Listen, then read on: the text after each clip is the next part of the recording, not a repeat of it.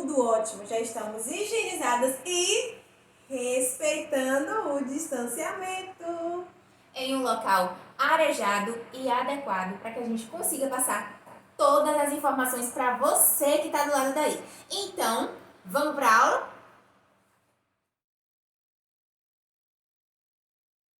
Que bom que você está aqui com a gente para construir mais conhecimento. Vocês lembram que na aula passada a gente começou a conversar sobre contos de fadas? Pois então, nessa trilha nós vamos continuar com esse conteúdo e com que a mais? A hora da gramática e a hora do gênero. Então vamos para a hora do gênero? Bem, analisando o conto de fadas, é importante dizer que ele atualmente está presente apenas no universo infantil.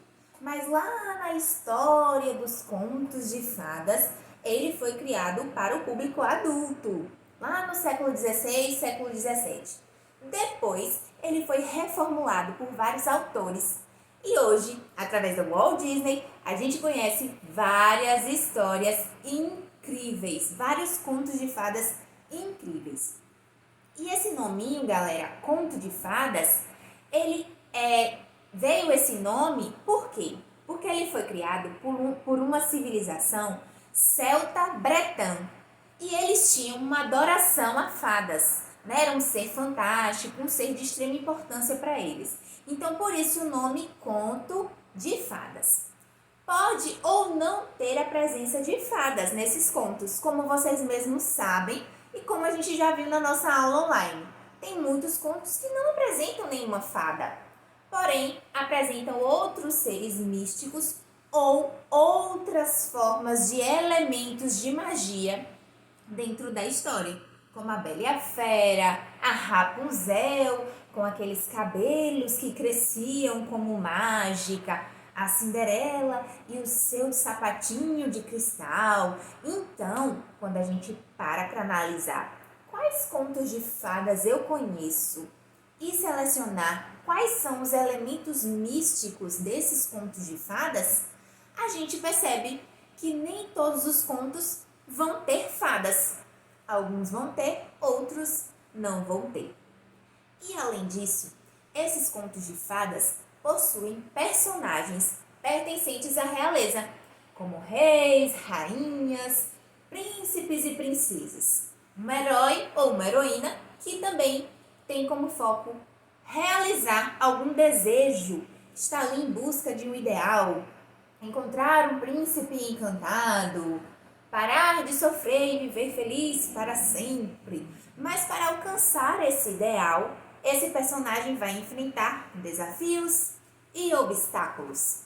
E essa tipologia é predominantemente uma narrativa, mas essas sequências também aparecem em descrição, são bem comuns. Tia Julie, como assim? Não entendi. Narrativa, descritiva? Narrativa, galera, como a gente já estudou junto, é quando a gente narra, quando conta alguma coisa para alguém. E o conto de fadas vai estar contando uma história com o início, o meio e o fim. Dentro dessa narrativa, podem haver descrições.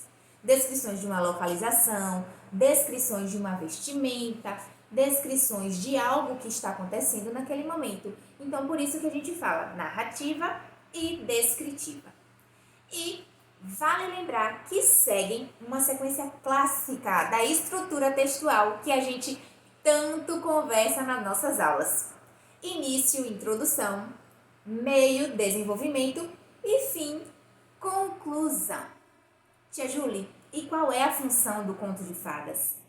Gente, a função principal desse conto de fadas é fazer com que a gente reflita sobre os valores sociais, diferentemente da fábula que a gente já estudou também. Na fábula, eles vão trazer uma moral da história. O conto de fadas não. O conto de fadas vai refletir sobre alguns valores sociais. Tranquilo? E o título desse conto, tia Juliana? Como eu vou saber se o título tem relação com o texto e o que vai acontecer nesse texto? Mas, tia, se eu quiser escrever um conto de fadas, como que eu vou selecionar um título para o meu conto? Galera, vamos prestar atenção em vários contos que a gente conhece. Chapeuzinho Vermelho, Patinho Feio. Todos esses contos, eles trazem no título o nome do personagem principal. Então, no próprio título já diz quem é o personagem principal da história. Rapunzel, ela é a personagem principal da história dela. Cinderela, Pequeno Polegar. Enfim, eu acredito que você do lado daí compreendeu bem. E, além disso, galera, vale lembrar que na história dos contos de fadas há uma cronologia. E que por vários séculos eles vão se modificando. Tanto que a gente tem várias versões de uma mesma história. Você já viu uma outra versão do conto O Patinho Feio? E do conto Chapeuzinho Vermelho? Pois é, alguns autores como Charles Perrault, do século XVII, os irmãos Grimm, do século XVIII, Hans Christian Andersen, do século XIX, e o Walt Disney, do século XX, trazem reformulações pequenas nas histórias, que podem ter algumas modificações pequenas, como a tia acabou de dizer, ou pode ter umas outras mudanças drásticas na história. Pessoal, então, vamos analisar o seguinte. O que é que há em comum nos títulos das histórias? E aí você lembra? Personagem principal, tá joia? Por que aparecem essas palavras aí no diminutivo? Nós vamos analisar junto com a tia Radassa. E como são classificadas as palavras que aparecem no diminutivo? Por que elas existem e são classificadas assim, pessoal? Conto de fadas nada mais é do que uma história escrita para ser lida. Joia? Essa história é uma história curta, de origem nesse folclore oral lá do século XVII e do século XVIII, e que traz o ser humano em um mundo de fantasia. Tá certo? De modo geral, o conto de fadas é isso aí. E você, do lado daí, já escolheu aquele conto? Já fez a reformulação do final da história do conto que você escolheu? Eu espero que sim. Mas, gente, agora chegou uma hora mágica. Chegou a hora da gramática. Aham, e agora? Qual será a relação dos contos de fadas com o que nós vamos aprender? Tia Júlia já deu a deixa para a gente ficar bem esperto e não perder nenhuma informação. Né? Nós vimos que os personagens principais aparecem como um título. E por coincidência ou não, nas duas capas de livro que nós vimos, O Patinho Feio e Chapeuzinho Vermelho, o nome dos personagens estão em destaque no diminutivo. E vocês lembram como são chamadas as palavras que dão nome aos seres, aos objetos, lugares, aos sentimentos? Hein? Ouvi, isso mesmo, são os substantivos. E eles aparecem no diminutivo para dar uma certa ênfase. Será que nós usamos o substantivo no diminutivo no nosso dia a dia? Com certeza. E a gente vai descobrir por quê e quando é que a gente usa esse substantivo no diminutivo. Afinal, nada na nossa língua por acaso. A gente a usa de formas variadas, a gente se diverte. E o que a gente faz aqui? Se apropria mais da nossa língua para poder usá-la de forma mais agradável e mais interessante aos nossos olhos. Então, lembrando do que a gente já sabe, substantivo ou nome é uma classe de palavras variável com que se designam ou se nomeiam seres em geral. Já que é uma palavra variável, podemos usá-la no diminutivo. O que é algo variável? Algo variável é algo que vai mudar, que não vai permanecer sempre do mesmo jeitinho na mesma caixinha. Então, quando nós usamos palavras que se adequam ao uso que a gente vai fazer no momento, a gente chama de variável. Por exemplo, o nome de um objeto pode ser no masculino, pode ser no feminino, pode ser no singular ou no plural, a depender da quantidade. Então, quando eu falo assim, o menino está feliz, eu estou falando do menino, né? O menino é o substantivo, menino. Agora, se eu falasse de mais de uma garota, eu diria, as meninas estão felizes. Viu que eu precisei adequar essa palavra de menino para meninas? Pois bem, os outros substantivos também vão se adequar e podem ser usados além do gênero e do número, nós podemos usá-los em diferentes graus. Exemplo, a formiguinha é muito inteligente. Eu uso esse formiguinha para poder dar ênfase ao tamanho dela, para indicar que ela é bem pequena. Não existem algumas formigas maiores e outras menores? Pois bem, quando eu falo formiguinha, eu quero dizer que ela é bem pequenininha.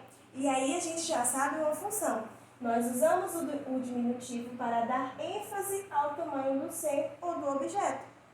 Se eu dissesse, a garotinha está muito fofinha, eu estou dizendo que essa criança é nova, é pequena, pode ser um bebê, pode ter 2 ou 3 anos. Agora, se fosse uma garota de 10 anos, né, já seria maior em relação a essa garota mais nova, tá? Uma outra forma de usar o diminutivo é para demonstrar carinho. Você é um amorzinho, oi meu anjinho, bom dia. Eu estou usando o substantivo no diminutivo para demonstrar afeto, para ser uma forma carinhosa de tratar a pessoa, a criança, né? Uma relação de respeito e de carinho, tá? Então nós temos essas duas formas. Se alguém te perguntar quando é que eu posso usar o substantivo no diminutivo, você não vai ter dúvida. Ou para dar ênfase ao tamanho, indicar que é pequenininho, ou para demonstrar carinho.